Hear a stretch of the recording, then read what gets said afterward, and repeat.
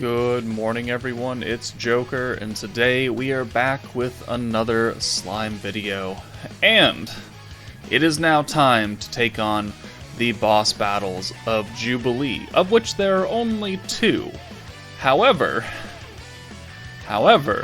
one of them is pretty much locked if you do not have the new Light Valentine, because the normal boss battle has 100% stun resistance, and obviously this is the, well, not obviously, but this is the battle where you're trying to, nuke him when he has as little HP as possible, which if you're trying to nuke him, you would really want to, use the extra stun strike attack, right? But if you don't have Lumi, you're not gonna stun. So unfortunately, if you don't have like full Light 3.0, you're kind of fucked. So please keep that in mind. Normal, or the boss battle 1 is a turn limit, of which it's easier.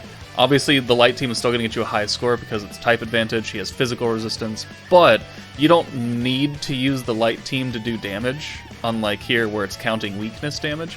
You can use any team for the turn limit. So if you don't have light, you can certainly bring the water team, and you can certainly do, damage. You just won't get a top score.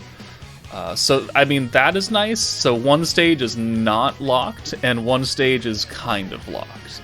So I have many clips, actually. So I have like 4 clips for each fight.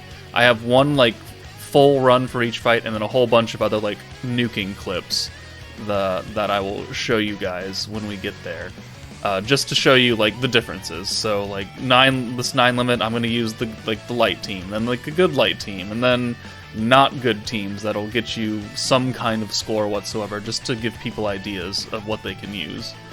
And then the same thing goes for this battle, which is honestly, it's just not fun if you don't have the full Light 3.0 team. It's just like, why even attempt it? So with that said, let's dive in, and I'm sorry if you don't have Light 3.0, because you're not going to get a good score. Alright, so boss battle 1, this is the team that we're using. Obviously it's Light 3.0. Everybody, so Shuna, Raphael, Soka, Milim, Water Shuna, and then Valentine. I mean, I don't really even, like...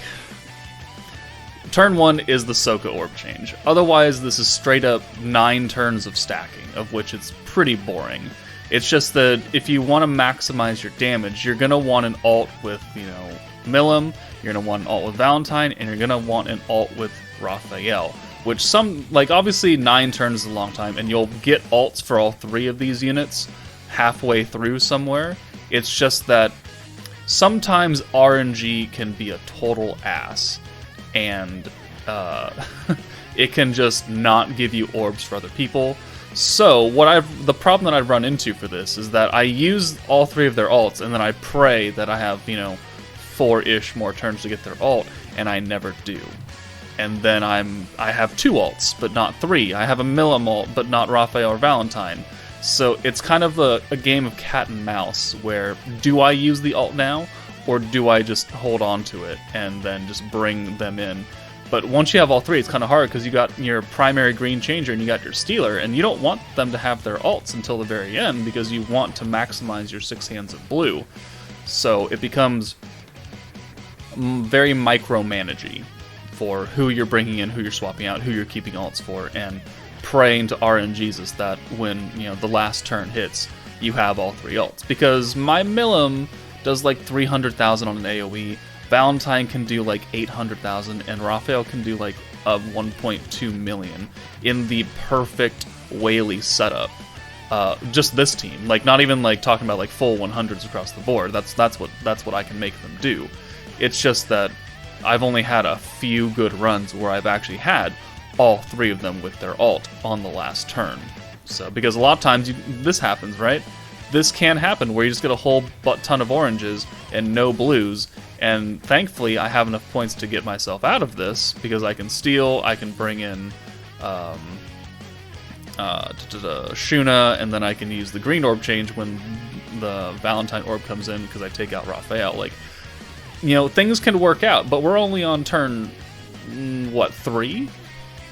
right? So it becomes debatable, do I send this Raphael ult now? We have 6 more turns. I think I do. That's why I'm sitting here debating it so long. So I think I just want to get it out of here and just start regaining full hands of blues for maximum protection gauge so I can get as many stacks as possible. I think the most stacks I've gotten on this stage personally is 10, so up to a 500 point cap. I have seen people get more than that though, which is incredible. You need perfect RNG, and then they had all 3 ults, and that's just never happened for me, so oh well.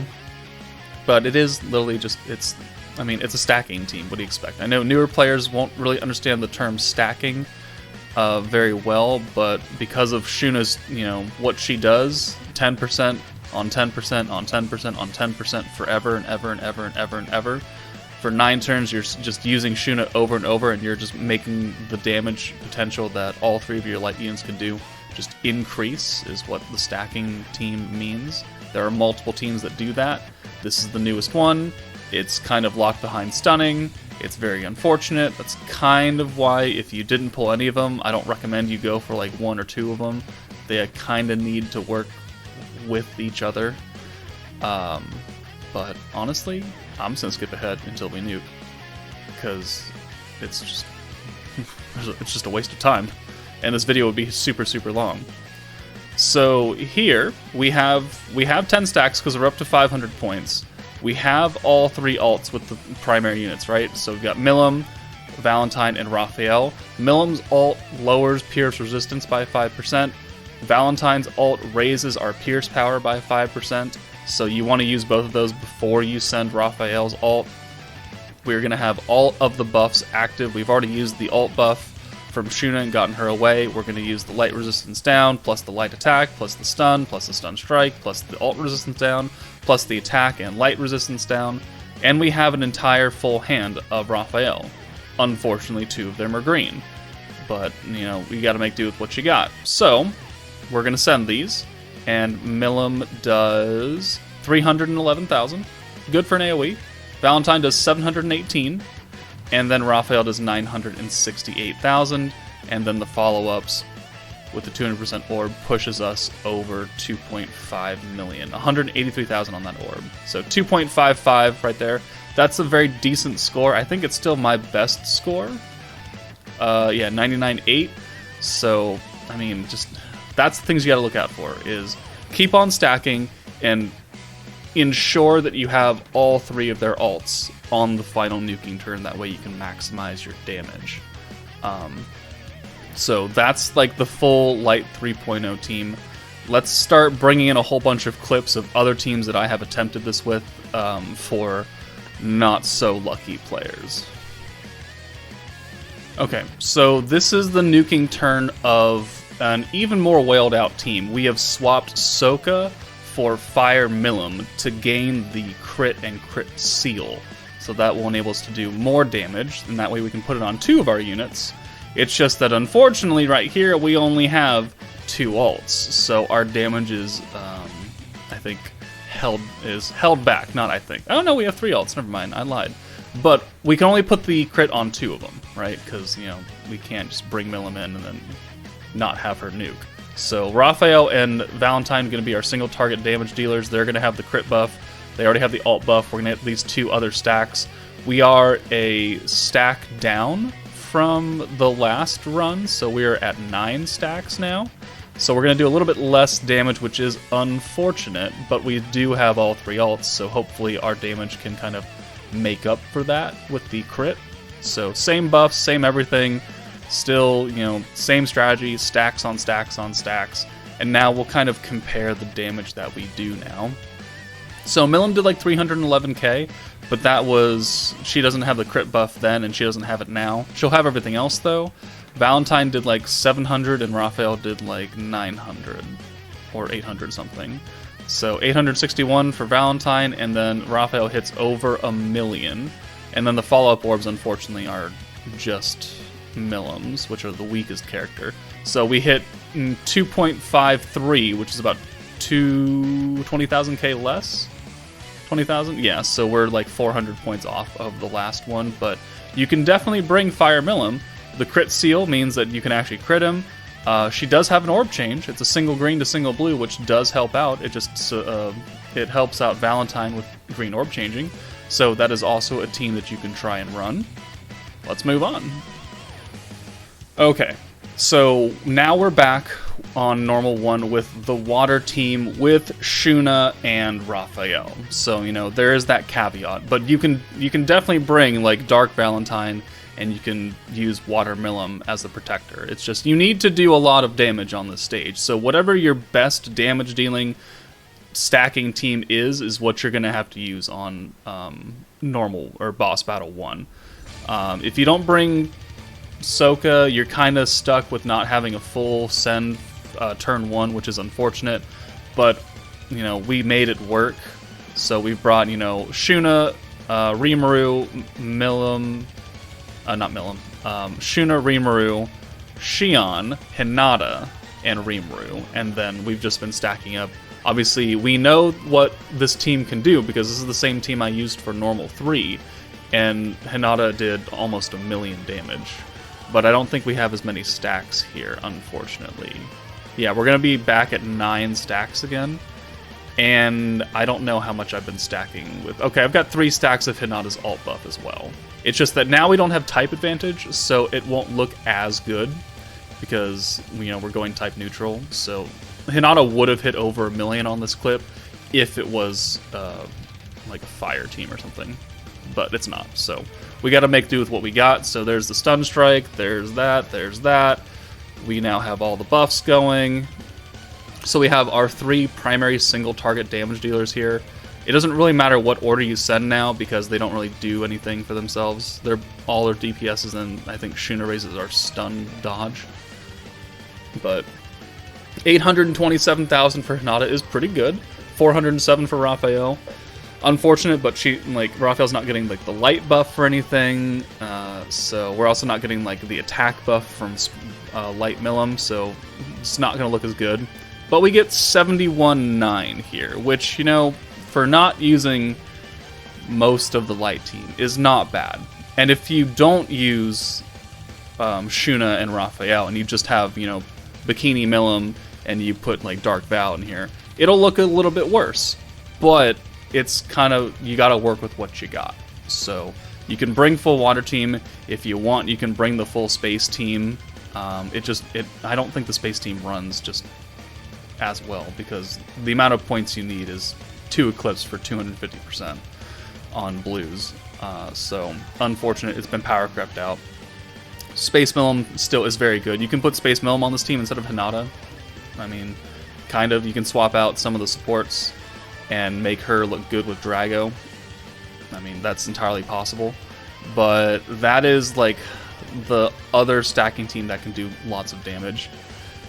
And now we move on to a super duper sad team that if you got really unlucky or you're just starting out and this is all you have, then you know what? You're just going to have to make do. Alright. I said it was weird. Alright, we've got Protector Shuna. This is assuming you have Protector Shuna. If you don't have Protector Shuna, you can honestly bring whoever you have and just pray. And just do damage, right? But this is the last team that I'm going to show for Boss Battle 1. Shuna, OG Light Shuna, OG Dark Shion, free-to-play Water Rimuru, Octogram Guy to activate the stun, because this boss for Boss Battle 1 does not have stun resistance, and then Leon for his light buff and also light damage. So we're going to have the light buff, we're going to have the Pierce activated, we're still going to be stacking the Pierce power and the stun strike with Shuna. Guy's going to help us stun so that, you know, hopefully Leon and Shuna can do something. But it's a very, very sad team. We're not going to sit through it. We're going to just go all the way to the end and just kind of giggle. So Guy is going to stun here, activate the stun strikes. We've got, looks like 9 stacks again with Shuna, which actually isn't bad. We've got Shuna, Light Shuna, battle unit is an orange to blue orb changer, so I mean that's good. Rimuru is obviously his godly self with blue orb changing. Leon is orb changing 1 blue to 1 orange, which is not good. But I think we used it. I think we use it here.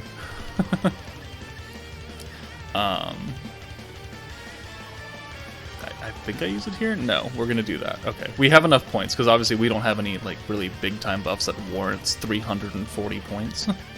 We have 2, so whatever. So here we go, let's do the last stack. This does terrible damage, but like I keep saying, you gotta use what you got to get some kind of score on this stage. Because I want people to play this, because you get rewards, regardless of how bad you do. You can get some kind of reward. It won't be a lot, but it'll get you free crystals. So, and you can literally come in here and just, like, auto it, and then go watch TV or something, and then come back and you'll have a score, and then you'll get some kind of crystal reward. So, that's why we're doing a super, super duper sad team. 447,000 points versus, like, the 2.5 million that I did with my good team. 36k. It, you know, whatever. Let's at least, you know, it can jog your senses, make you think about your team building a little more if you have the options. And if you don't have the options, then just pray that you can live long enough in the stage to actually, you know, go 9 turns. But that's enough for Boss Battle 1. Let's move on to the fuckery stage, Boss Battle 2. Alright, well, to add insult to injury, they made the opening hand also a Valentine orb change. So not only do you need her for, you know, the initial orb change, you need her to actually, you know, drop guys' stun resistance down on turn 9 when all of his other defense goes away. So it's another 9 turn, it's just not called 9 turn limit boss battle because we already have that.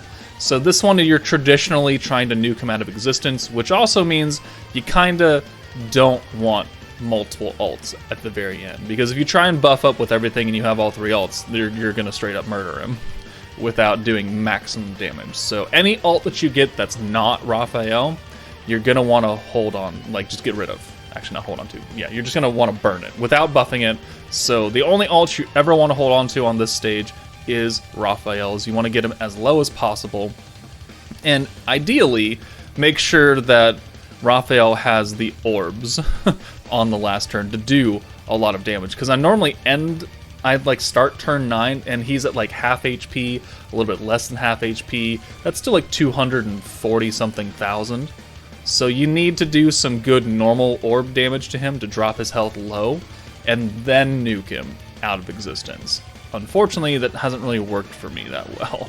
So, you know, like I said, opening turn is the 2 green, so you bring in Valentine, you bring in Raphael, and then you just start stacking away again and again and again. So I won't make you sit through this, but one thing to note, I will keep here, is that the end of turn 2, after he's done attacking you, he will lower your crit damage, which this team I'm not critting, right? Unless I happen to naturally crit, so it's not a big deal. But the second team that I'm going to use does swap out Sokka for Fire Milim, again because of the critting, the crit ceiling, also the orb changing can help out. But if you're going to use the unit that's going to give crit, you don't want Raphael to have that crit nerf. So on turn 2, you want to have Raphael not up front at all. And then you can bring him back on turn 3. And then I believe the same goes for turn 6. So the end of turn 6 going into turn 7. Or maybe it's turn 5 going into turn 6. I don't quite remember. But it happens twice. So if you're bringing a crit unit, I think it's turn 5. If you're bringing a unit to give crits, you want to make sure that Raphael is not on the field for those turns. Right here, I don't care, because I'm not trying to crit. So I'm going to leave Raphael here. We're going to get that debuff. I think it's like a 3-turn nerf or something like that. So he's going to attack us. And then there's the nerf right there. Now it's turn 3. So that's something to be very aware of if you're trying to go for maximum damage. But now we're not going to sit here for another 7 turns, so let's just kind of skip ahead. So this is turn 9. All of his defenses are gone. So like turn 8 I think is like max turn, but he still has all of his like guard and his extra defense. There's no point in doing it then, so just wait until turn 9. We're gonna use everything. We have, you know, a couple orbs and then Raphael's ults. Let's see how much they do.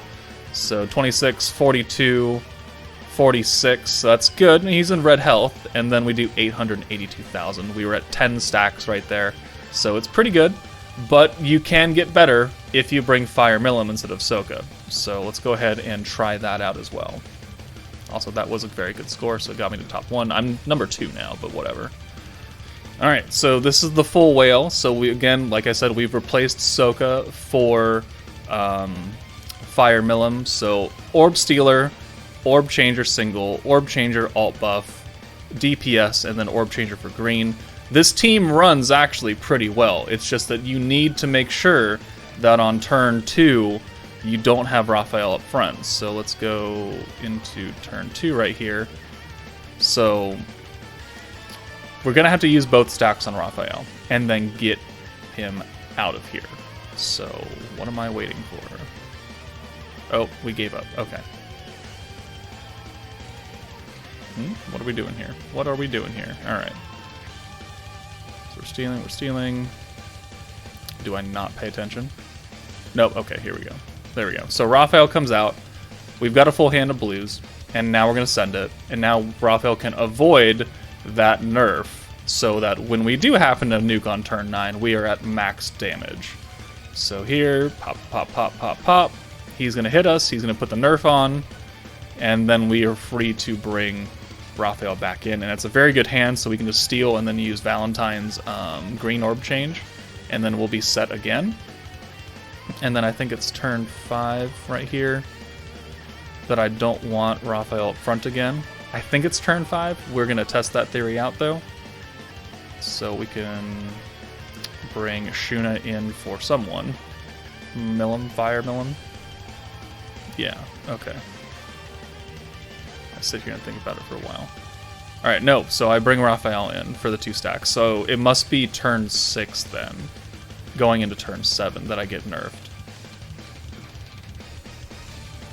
I don't know. Pop, pop, pop, pop, pop. Natural Pierce is good damage right there. Does the nerf happen? So he's going to hit us, and then... No, okay, so no nerf here. So it must be this turn then. There, okay, yeah, there you go. So the end of turn 6. So the end of turn 2 and the end of turn 6 are the crit damage nerfs. So you want to make sure that Raphael is not up front for that. And then we'll skip all the way to the end. So he has a lot of health. He has over half HP left. So we want to lower him down, but I can't send the Valentine ult because she'll kill him. She'll do like 500,000, if not more. So we just have to send these Sad Milims, so he has a lot of health left. But we do 1.18 million damage, almost 1.2 million. So quite a big jump from the 800,000 or something that we did. It's just that he had way more health than I would like him to. So it is, it is what it is. But you can definitely, if you get him low and you start doing this, you can do a lot. And if you're a big, sweaty, fat whale, number 1 on this stage, I think, got 2 million damage, which... No thanks. I don't want to try that hard. 2 million. He's doubled my damage for funsies. Using the same team, just, with more dupes and some different charms and some different supports. So it's possible. That's why he's like 20,000 points above me on the board. So those are like the 2 like good teams. And now let's go to the really, really sad teams that are just trying to beat this. Okay. I need you to trust me on this one, all right? This is not a turn limit, and he doesn't ever heal himself. So if you cannot stun him, and you cannot use big daddy damage with, Raphael, and your objective is just to kill him, then honestly, you can bring any team you want. But if you're trying to get, a semblance of some kind of light damage, but you don't have anybody from light 3.0 minus, Soka, who's free, which you could put on this team. I just didn't because I wanted to be funny. We've got Cabby, who buffs greens by a lot. We've got 2 special converter green orb changers. One of them is an alt booster, one of them is a healer that'll keep you alive. We've got Shuna, who is light. We have single target 4-star Milim, who also covers the orb change turn 1, 2 greens to 2 blues. And then we have Leon for the buff. So we have Leon's light buff, we have Milim's alt buff. and we're just going to stack on stack on stack on stack with Cabby. It's a very, very sad team. It'll get you some weakness damage. It will not get you a high score, but it'll be a team, and this is, you know, general pool units minus the Dark Milim, of which, you know, if you don't have the Anniversary Milim, just bring someone else that does green orb changing. You can bring Isis if you want. The green buff that she does will be overshadowed by Cabby, because he's doing 150% and Isis is doing 50%. But honestly, it doesn't matter. It just doesn't matter. If you have to resort to this kind of team, then you're not caring about getting a high score. You're caring about clearing the stage. And I've seen a lot of people say they just can't kill him, which is, I thought was surprising. So, I mean, yes, my units have a lot of dupes. Yes, this is, you know, a really sad team, but I still managed to kill. But, you know, things can work out in your favor if you want. So, Milim's used for orb change. We're going to send 6 blues, and we've got almost 2 things of Cabby. Cabby, you know, Cabby does to greens what I want someone to do to blues. 150% across the board would be incredible. Unfortunately, it doesn't really work that way. So here, we don't get very lucky. We have 1 green, but Light Shuna is also an orange to blue orb changer. So what we can do is that since these blues are going to give us more than enough, we're going to use Cabby now and just start raising our skill cap and start buffing the greens that hopefully we can use next turn, and then we're going to send these blues.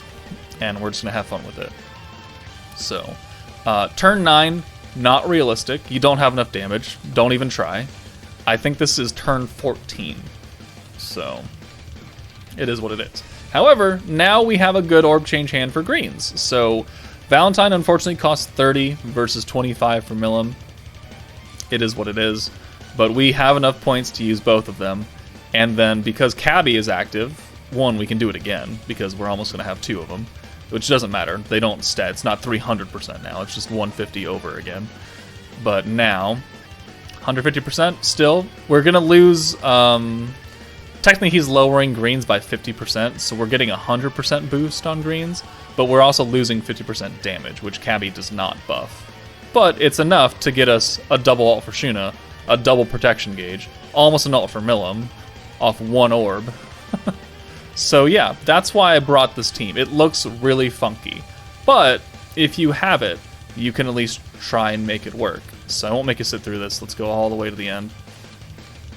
So we use the light buff. We've already used the alt buff. We have 3 light alts here. We have an entire hand of blues. So this is, you know, our maximum damage potential right here. And it's going to be hilarious.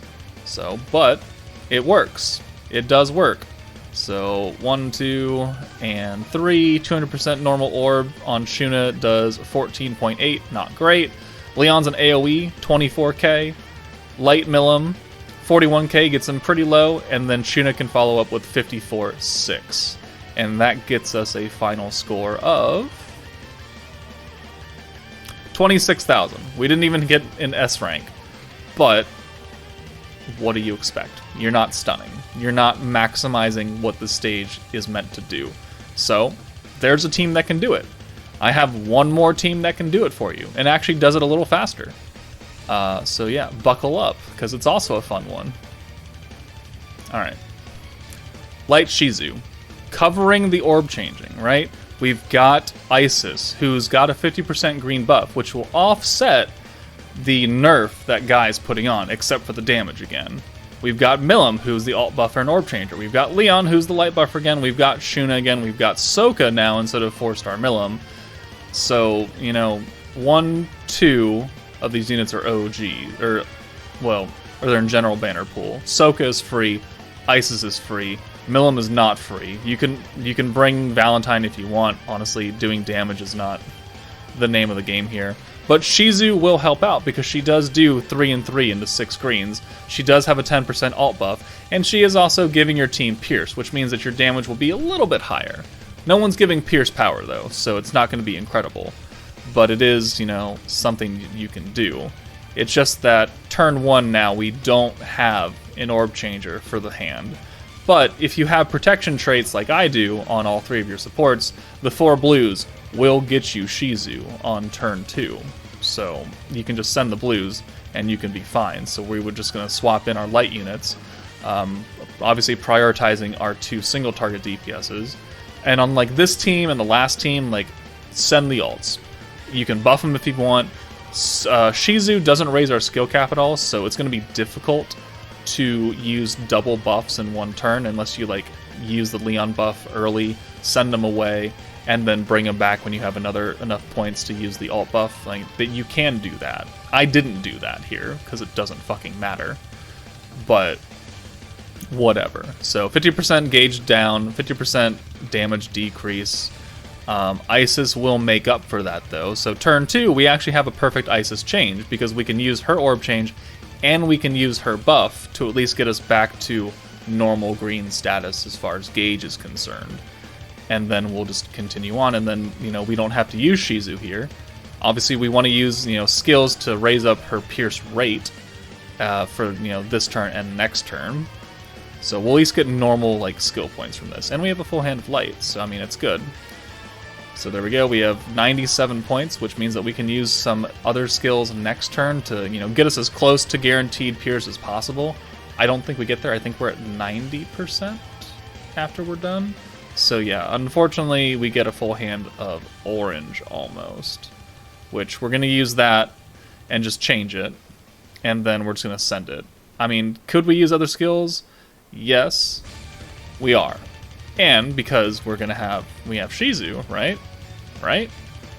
We're going to bring Ahsoka in for Isis, and then probably I could have also used Milim's orb change. That would have been easy, another 25 points to use, and that would have been another stack of pierce rate from Shizu.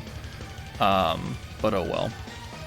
Oh well. So there's a full hand of green. They are technically buffed still from Isis, so we are getting, you know, normal gauge from them. And we're now piercing, so we're going to do a little bit extra damage. And that is the name of the game for this team, is just, you know, maximizing your 6 hands, sending your ults when they come, and we're going to fast forward all the way to the end on turn 12. And then we have 4 greens, we have 2 single target ults, we have the light buff on, but no alt buff from Milim. We just have the 10% that we get from Shizu. And then we're going to try and kill him here. So we send the greens first, because I know they won't do too much damage. He still has a bulk of health left, even though it's red. So I thought that Shuna was going to kill here. I was incorrect. So Ahsoka actually ends up killing here for 38,000. So turn 12 is 2 turns earlier than the last clip, though. So, I mean, it works, right? If it's what you got, it's what you got. And make do with it. So those are the boss fights for this Jubilee. Again, the developers like to say fuck you to people who didn't summon for Light 3.0, so it is what it is. Use what you got. Let me know what other teams you used in the comments below, if you even did attempt to use other teams. If not, then I totally understand. I don't blame you, and I'm sorry. But hopefully the next meta will not be as restrictive. We'll find out. But that's it for me, guys. Take it easy, and I'll see you later.